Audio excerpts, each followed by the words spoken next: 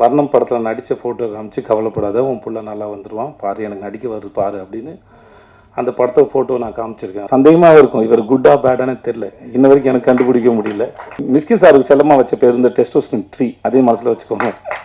யோகி பாபு ஆக்சுவலாக சொல்ல போனால் இந்த படத்தில் இன்னொரு ஹீரோ வந்து அந்த ஆள் தான். எனக்கு எப்பயுமே என் கூட நடிக்கிற நடிகர்களோ இயக்குநர்களோ இல்லை யாரோ ஒருத்தர் சந்திக்கிற நபரோ அந்த மூளை எப்படி ஃபங்க்ஷன் ஆகுது, அது எப்படி சிந்திக்குதுங்கிற ஆச்சரியம் வந்து எனக்கு எப்பவுமே இருந்துகிட்டே இருக்கும். எல்லாருக்கும் வணக்கம்.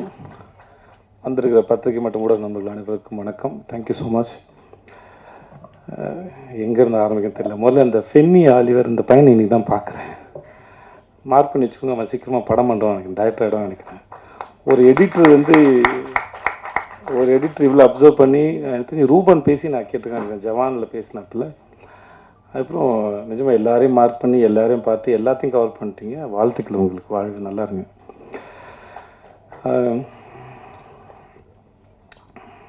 நான் எல்லாரும் பேசும்போதும் அடுத்து என்ன பேசுன்னு யோசிச்சேன், அதனால் பிளாங்க் ஆகிட்டேன். நான் இங்கேருந்து ஆரம்பிக்குது, ஆறுமுகத்துலேருந்தே ஆரம்பிக்கிறேன். ஒரு நல்ல நாள் பார்த்து சொல்கிறப்போ நான் சொல்லியிருப்பேன்னு நினைக்கிறேன், எனக்கு தெரியல. முதல்ல ஒரு படத்துக்கு வாய்ப்பு தேடி போகும்போது, வர்ணம்னு ஒரு படத்துக்கு வாய்ப்பு தேடி போகும்போது, அப்போது அவர் ராஜு சாரோட கோ டைரக்டர் பிரேம் சாருக்கு தான் ஃபஸ்ட்டு படம், கேமராமேனாக 96 பிரேமுக்கு. நுங்கம்பாக்கத்தில் தான் ஆஃபீஸ் இருந்தது, ராஜு சாரோட ஆஃபீஸ். அவர் சாஃப்ட்வேர் கம்பெனி. நான் போய் என் ஃபோட்டோ வந்து பூபதினு ஒரு மேனேஜர் இருக்கார், அவருக்கு கொடுத்துருந்தாரு. அதை பார்த்து என்னை கூப்பிட்டாங்க. போனோடனே எனக்கு வந்து சீனை சொல்கிறேன், டயலாக் எழுதிட்டு நடிங்கன்னாங்க. ஸோ முதல்ல அங்கே டயலாக் எழுதும்போது தான் தெரியும் எனக்கும் டயலாக் எழுத வரும்னு. ஸோ நானே போய் என்னோடய சீனுக்கு டயலாக் எழுதிட்டு அதுக்கப்புறம் கீழே போய் ஜெல்லு வாங்கிட்டு வந்து தள்ளி தேய்ச்சிக்கிட்டு அப்புறம் நானே சீன் எழுதுனதுனால எனக்கு ஃப்ளோ இருந்தது, மாடுலேஷன் இருந்தது. இப்போ வேற ஒருத்தர் எழுதின சீனை நடிக்கும்போது நமக்கு அதுக்கு அந்த என்ன நினச்சி எழுதியிருப்பாங்க, எங்கே பாஸ் கொடுக்கணும் அப்படின்னு நமக்கு அதை ரெடி ஆகிறதுக்கு ஒரு டைம் எடுக்கும். ஸோ அந்த சீன் வந்து நானே எழுதுனதுனால என்னால் அதோட ஈஸியாக பேச முடிஞ்சது, மெமரைஸ் பண்ண வேண்டிய அவசியம் இல்லை. ஸோ அப்படி வச்சு என்ன எடுத்தார். அப்புறம் வந்து வேற ஒருத்தர் செலக்ட் பண்ணியிருந்தாலும் எனக்கு அவருக்கு எந்த அறிமுகமும் இல்லாமல் இருந்தாலும் இந்த பையன் நல்லா நடிக்கிறான் அப்படின்னு சொல்லி எனக்காக ரொம்ப ஸ்ட்ராங்காக ரெக்கமெண்ட் பண்ணி எனக்கு அந்த வாய்ப்பு வாங்கி கொடுத்தது ஆறுமுகம் தான். ஸோ அதனால் காலத்துக்கும் அது ஏன்னா ஆர்ட்டை பொறுத்த வரைக்கும் மற்ற ஏதாவது டிகிரினா வந்து வெளியே படித்து சர்டிஃபிகேட் கொடுத்துடலாம். ஆனால் ஆர்ட்டை பொறுத்த வரைக்கும் நம்ம நம்பணும், நமக்கு நாமே கொடுத்துக்கிற சர்டிஃபிகேட் நினைக்கிறேன். நம்மக்கிட்ட அது வந்திருக்கா இல்லை அப்படின்னு புரிஞ்சுக்கிறது. அதுக்கான சந்தர்ப்பத்தை யாராவது ஒருத்தர் ஏற்படுத்தி கொடுக்கும்போது தான் நமக்கு தெரியும், ஓகே நம்மளால் அதை பெர்ஃபார்ம் பண்ண முடியுதுன்னு. ஸோ அந்த மாதிரியான ஒரு சந்தர்ப்பத்தை எனக்கு ஏற்படுத்தி கொடுத்த திரு ஆறுமுகத்துக்கு எப்பயுமே நன்றி. அதுக்கப்புறம் நடுவில் கொஞ்சம் பக்கத்துக்கான படம் பண்ணும்போதும் நான் ஆப்ஷனில் இல்லை, சரி விஜய் வேணாம் அப்படின்னு தான் இருந்தாங்க. இதுவும் எனக்கு பிரேம் சார் சொல்லி தான் தெரியும். ஆறு தான் வந்து உனக்காக ரொம்ப ஸ்ட்ராங்காக ரெக்கமெண்ட் பண்ணார். விஜயை பார்த்துட்டு ஆடிஷன் பண்ணிவிட்டு ரிஜெக்ட் பண்ணுங்கள், பார்க்காம ரிஜெக்ட் பண்ணாதீங்க அப்படின்னு ரொம்ப ஸ்ட்ராங்காக சொன்னது ஆறு தான் எனக்கு பிரேம் சார் சொல்லி தான் தெரியும்.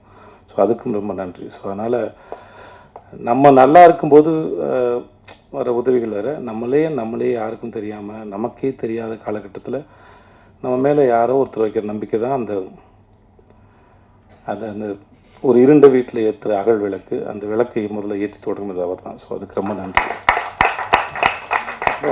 ஸோ அதனால் அவர் என்ன தான் சொன்னாலும் எவ்வளோ தான் இருந்தாலும் அது அந்த தொடக்கத்துலாம் எல்லாமே தொடங்குது. எங்கள் அப்பாவோட கடைசி காலத்தில் வந்து தன் புள்ள வந்து உருப்பிடுமா அப்படின்னு அவர் படுக்கையில் இருக்கும்போது அவர் கேட்டபோது, வர்ணம் படத்தில் நடித்த ஃபோட்டோ காமிச்சு கவலைப்படாத, உன் புள்ள நல்லா வந்துடுவான் பாரு, எனக்கு நடிக்க வருது பாரு அப்படின்னு அந்த படத்தை ஃபோட்டோ நான் காமிச்சிருக்கேன். அதனால் வந்து ஸோ எப்படி பார்த்தாலும் சில மூமெண்ட் வந்து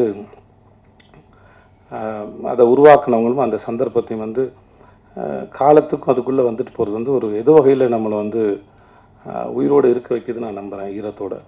ஸோ அதனால் அதுக்கு எப்பயுமே நன்றி. மற்றபடி ஒரு நல்ல நாள் பார்த்து சொல்கிறேன், இல்லை இந்த படம் இல்லை லாபங்கிற படத்தை எனக்காக வந்து எக்ஸிக்யூட் பண்ணி கொடுத்தாரு. நான் ஜனாவுக்காக அந்த படம் பண்ணணும்னு விரும்பினேன். பட் ஏற்கனவே நான் ப்ரொடக்ஷன் பண்ணும்போது என்னோடய ப்ரொடக்ஷனில் சரியாக ஹேண்டில் பண்ண முடியாதனால அவருக்கு ப்ரொடக்ஷன் ரொம்ப நல்லா வரும். அதனால் அவரை கூப்பிட்டு, சார் ஜனா சாரோட படம், ஸோ இதை நீங்கள் வந்து எனக்காக பண்ணி கொடுக்கணும்னு சொல்லி எனக்காக வந்து பண்ணி கொடுத்தது அவர் தான். ஸோ அவர் எனக்கு அதுக்கும் ரொம்ப நன்றி. ஸோ அதனால் இது நான் அவருக்காக நிறையா விட்டு கொடுத்தேன், அந்த மாதிரி எதுவும் இல்லை. ஸோ அவர் பண்ணது நிறையா எனக்கு பண்ணியிருக்கார். ஸோ ரொம்ப ரொம்ப நன்றி சார். அப்புறம் இந்த இதில் முடிஞ்சிச்சு இந்த பையன் ஜஸ்டின், எனக்கு இவனை ரொம்ப பிடிக்கும். ஏன்னே தெரியாது. சில பேரை இல்லை, அவன் மியூசிக் டைரக்டர் நல்லா மியூசிக் பண்ணுவாங்கிறதுனால இல்லை, அது அவனுக்கு தெரியும். ஃபஸ்ட் டேலேருந்து இல்லைடா சந்தேகம் இல்லைல்ல அதில். ஏன் தெரியாது, சில பேர் எனக்கு பார்த்த உடனே பிடிக்காது, அது ஏன்னு எனக்கு தெரியாது. சில பேரை பார்த்து ரொம்ப பிடிக்கும், அவங்க நல்லவங்களா கெட்டவங்களாலாம் எனக்கு தெரியாது. ஆனால் வந்து எதனாலையும் தெரியாது, சில பேரை எனக்கு பார்த்தா பிடிக்கும். அதனால் அப்படி எனக்கு பார்த்தோன்னே ரொம்ப பிடிச்சது. நானும் ஒன்றும் அவனும் அடிக்கடி சந்திச்சுக்கிறதோ பேசிக்கிறதோ குசலம் விசாரிச்சுக்கிறதோ அப்படிலாம் எந்த பழக்கமும் கிடையாது ரெண்டு பேருக்கு நடுவில். ஆனால் எப்பவுமே அவனை உரிமையாக வந்து என் சகோதரனை போல் நடத்துறதும் ரொம்ப முக்கியமான ஒரு ஆளாக இருக்கிறதும்.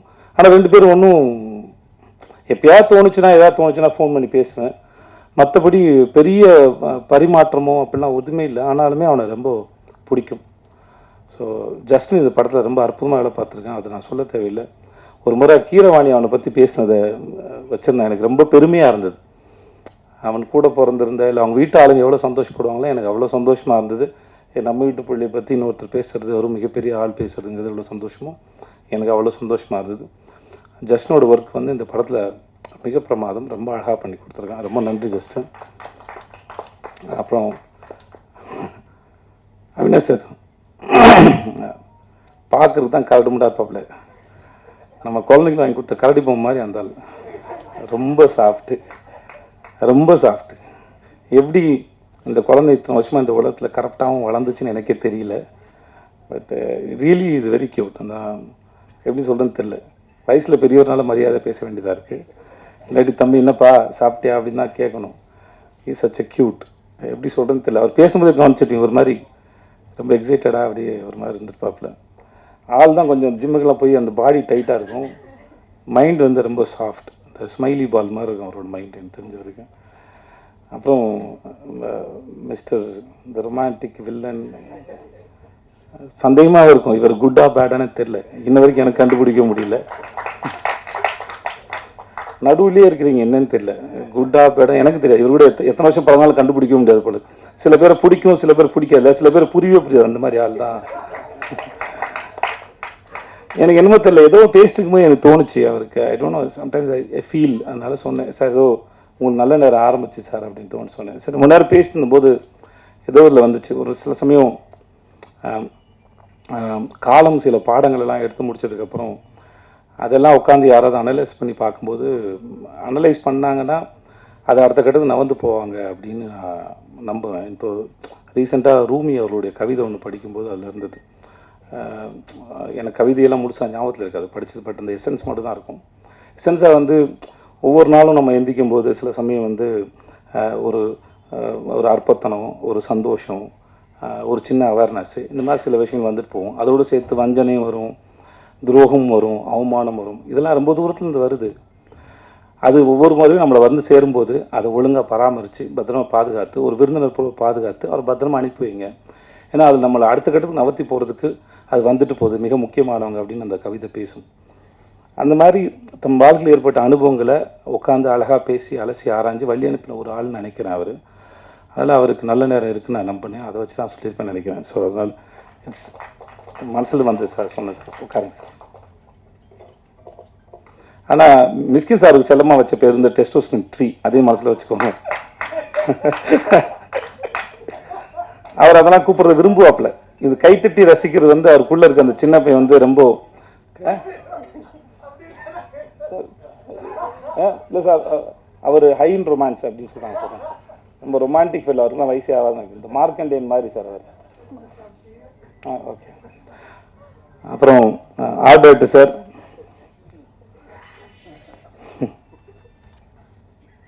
உங்களை பார்க்க உங்கள் ஸ்கூல் டேஸில் நான் போய் உங்களோட ஃப்ரெண்டாகவும் ஆசையாக இருக்குது சார் எனக்கு. இந்த மாதிரி பையன் ஃப்ரெண்டாக இருந்தானா ரொம்ப சந்தோஷப்படுவேன். ஏன்னா அவனை நம்பி நான் என்ன வேணால் பண்ணுவேன், எங்கே வேணால் போவேன். ஏன்னா அந்த பையன் எங்கேயும் போக மாட்டான். எனக்கு அவருக்கும் பெரிய பழக்கம் இல்லை, நிஜமாக இல்லை சார். ரெண்டு பேரும் அவ்வளோ பேசிக்கவே இல்லை.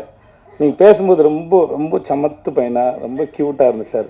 இந்த நோட் புக்கில் லேபிள்லாம் கரெக்டாக ஒட்டி பேர்லாம் தப்பு இல்லாமல் எழுதி ப்ரெசன்ட் பண்ணுவாங்கள்ல, அந்த மாதிரி ரொம்ப ஸ்வீட்டாக இருந்தது சார் பேசும்போது. பாருங்கள்,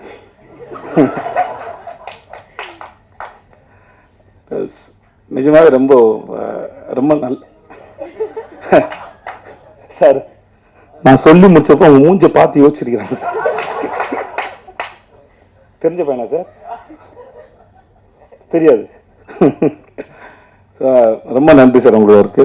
சப்னா வந்து இதுக்கு முன்னாடி வந்து சப்னா ரைட் ஓகே என் கூட மாஸ்டர் ஷெஃப் ஒர்க் பண்ணாங்க.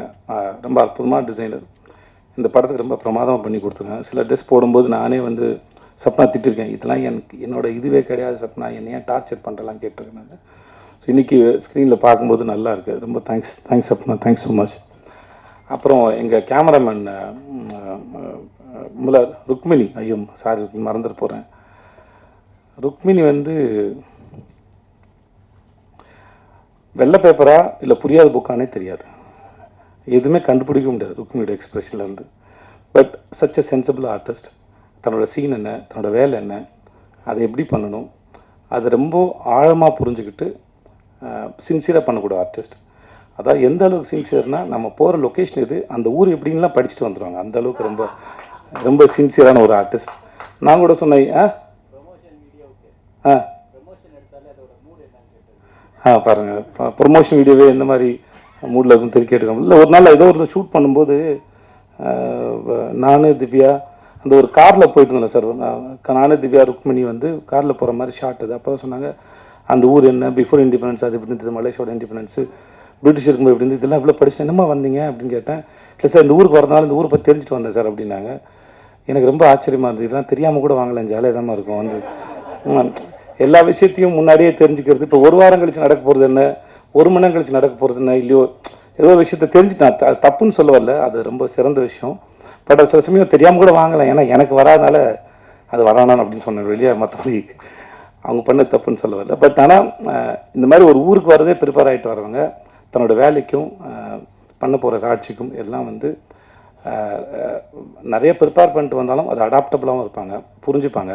இல்லை நான் ப்ரிப்பேர் பண்ணிட்டு வந்துட்டேன், நான் படிச்சுட்டு வந்துட்டேன், இதைத்தான் நடிப்பேன் அப்படின்லாம் அடம் பிடிக்கிற ஆள் இல்லை. Wonderful artist. Thank you so much Rukmini, thank you. I think எல்லாரையும் சொல்லிட்டேன்னு நினைக்கிறேன் இல்லையா?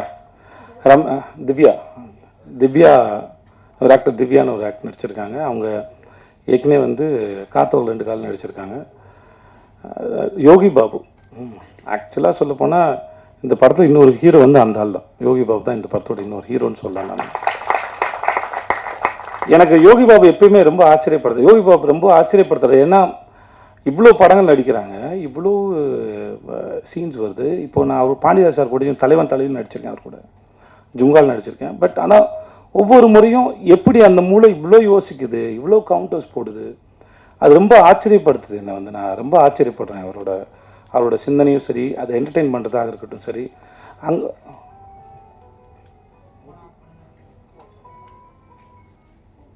அது பரவாயில்ல பேசணுமா? Okay okay.